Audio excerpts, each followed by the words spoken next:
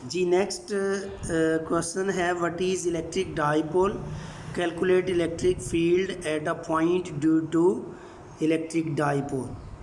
ठीक है, ये पहले नंबर पर इलेक्ट्रिक डाइपोल को डिफाइन किया हुआ है। डाइपोल होता है जब दो इक्वल मैग्नीट्यूड के और ऑपोजिट नेचर के चार्जेस कुछ डिस्टेंस पर रख दिए जाएं। मसलन यहाँ पर पॉजिटिव चार्ज और इतना ही इधर नेगेटिव चार्ज एक रॉड के एंड्स पर लगा दिए जाएं, इनके दरमियान ये डिस्टेंस फिक्स रहे आर डिस्टेंस, तो ये इलेक्ट्रिक डाइपोल है। या आप इस डिस्टेंस को डी से जाहिर कर सकते हैं, ये पॉजिटिव चार्ज, ये नेगेटिव चार्ज, ये इनके दरमियान डिस्टेंस डी। ये बी क्यू है, ये बी क्यू है मैग्नीट्यूड में, ये नेगेटिव है ये पॉजिटिव है, बस इतना फ़र्क है। फिर नेक्स्ट डेफिनेशन है इलेक्ट्रिक डाइपोल मोमेंट क्या होता है। किसी एक डाइपोल के अंदर किसी एक चार्ज की मैग्नीट्यूड को डिस्टेंस बिटवीन चार्जेस से मल्टीप्लाई कर दिया जाए तो इसको इलेक्ट्रिक डाइपोल मोमेंट कहते हैं। ये उसका फार्मूला है क्यू डी। क्यू किसी एक चार्ज की मैग्नीट्यूड है और डी सेपरेशन बिटवीन चार्जेस है। हमने electric field due to dipole calculate करना है।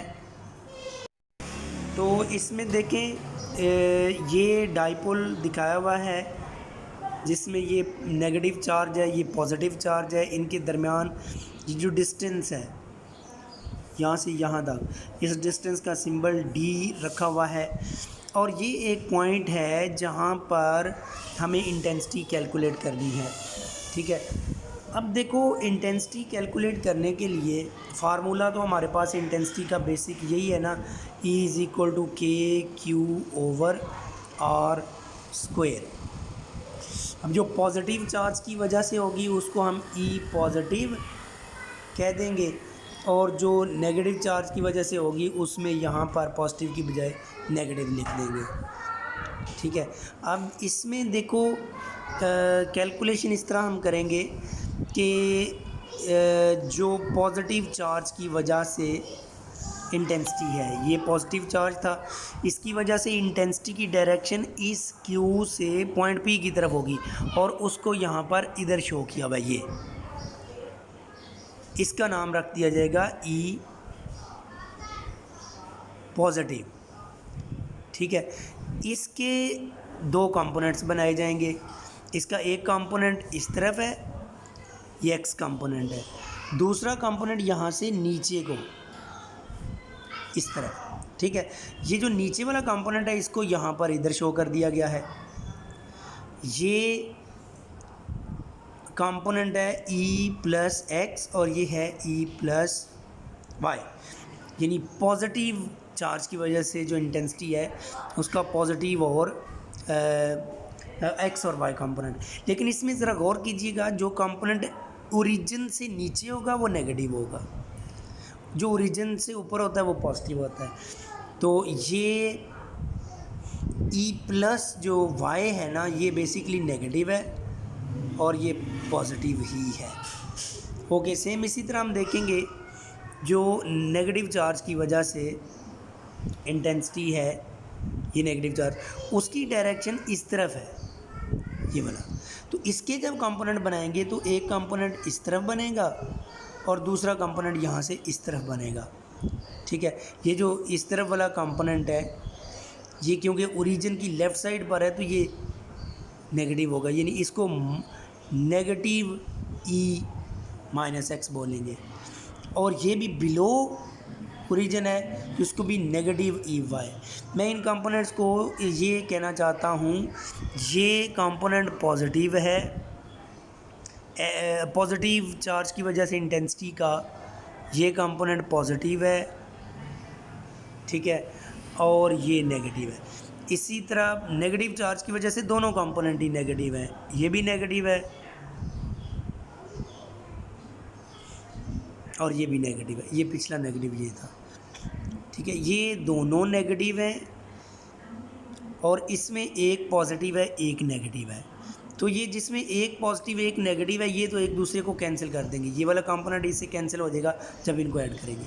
ये दोनों ही नेगेटिव हैं, ये ऐड हो जाएंगे। नेट आंसर क्रिएट करने के लिए। यही चीज़ नीचे लिखी हुई है। देखो दोनों कंपोनेंट है ई पॉजिटिव एक्स, ई पॉजिटिव एक्स, ई नेगेटिव एक्स, ई पॉजिटिव वाई, ई नेगेटिव वाई। वाई और एक्स को ख़त्म करके साइन और कॉस थीटा आगे लिखे हुए हैं, ये चारों फार्मूले, ठीक है। लेकिन अब हम जब इनको ऐड करेंगे तो वही रूल है कि जो एक्स कंपोनेंट्स हैं उसमें एक पॉजिटिव एक नेगेटिव, तो ये एक दूसरे को कैंसिल कर देंगे, नेट आंसर 0 आ जाएगा। जो वाई कंपोनेंट है वो दोनों ही नेगेटिव है, ये भी नेगेटिव ये भी नेगेटिव, ये दोनों मिलकर -2 ई पॉजिटिव साइन थीटा बन जाएगा। इसमें ई पॉजिटिव की वैल्यू फिर इसमें पुट कर देंगे, लेकिन अभी ज़रा ये वाई कंपोनेंट है नेट और ये एक्स कंपोनेंट है, इन दोनों को पाइथागोरस थ्योरम से ऐड कर देंगे। एक्स कंपोनेंट का स्केयर प्लस वाई कंपोनेंट का square will be equal to net intensity का स्केयर, दोनों तरफ अंडर रूट ले लेंगे, तो ये E will be equal to E X square plus E Y square whole under root answer आ जाएगा, ठीक है।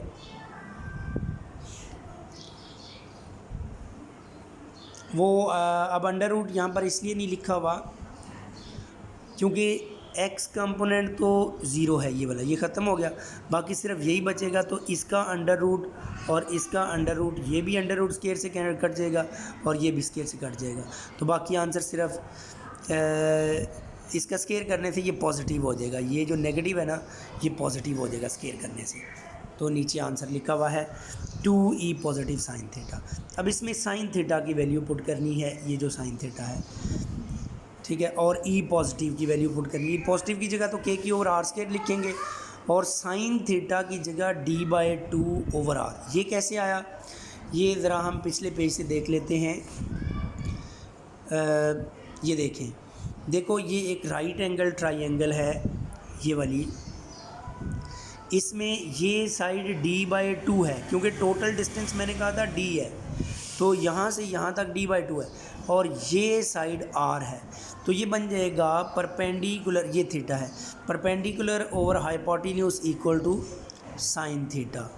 तो अब परपेंडिकुलर यहाँ पर d/2 है ओवर हाइपोटेन्यूज यहाँ पर r है, इसलिए d/2 over r will be equal to sine theta.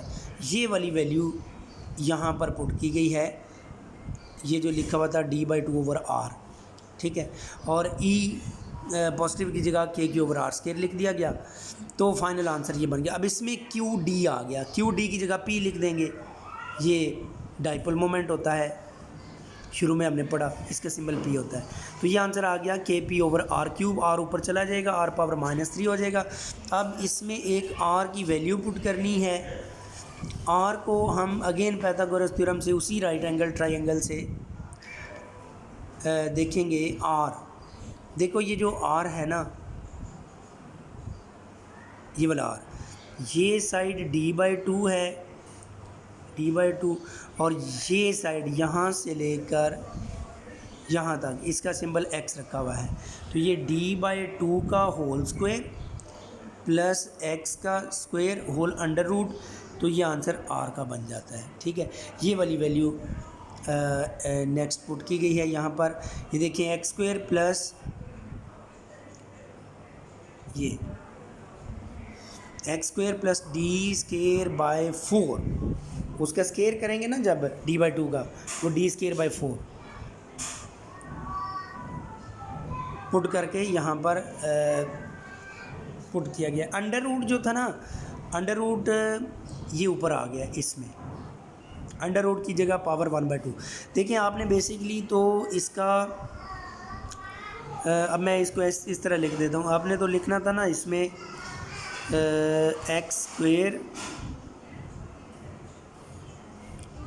Square plus d square by 4 whole under root, ठीक है, और इसकी पावर थी 3।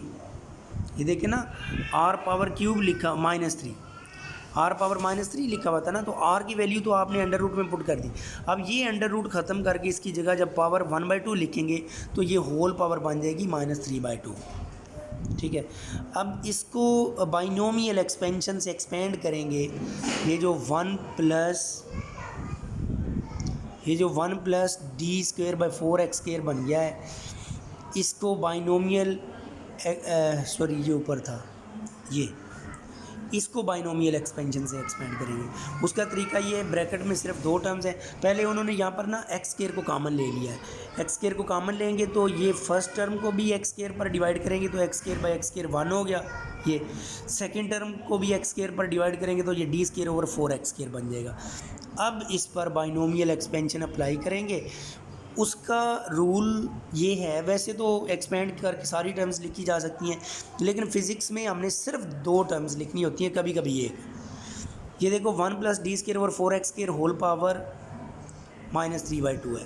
पहली टर्म अगर 1 है तो एज सच 1 आ जाएगी, ये लिखी हुई है। और सेकंड टर्म से पहले ये पावर आ जाएगी, ये मल्टीप्लाई हो जाएगी सेकंड टर्म और पावर, ठीक है। ये यहाँ पर की गई, ये पहली टर्म और ये -3/2 और D square over 4x square multiply हो गए। प्लस अगली टर्म्स वेरी वेरी स्मॉल होती हैं, नेग्लिजिबल, उनको ज़ीरो कर देते हैं। बल्कि यहाँ पर हमने इस टर्म को भी, ये भी स्मॉल है, इसको भी ज़ीरो कर देना है। तो ब्रैकेट में सिर्फ 1 बचेगा, तो ये KP/x³ ही आंसर आ जाएगा। ये जी फाइनल आंसर है। लॉन्ग क्वेश्चन है, इसको आपने करना है। ओके जी।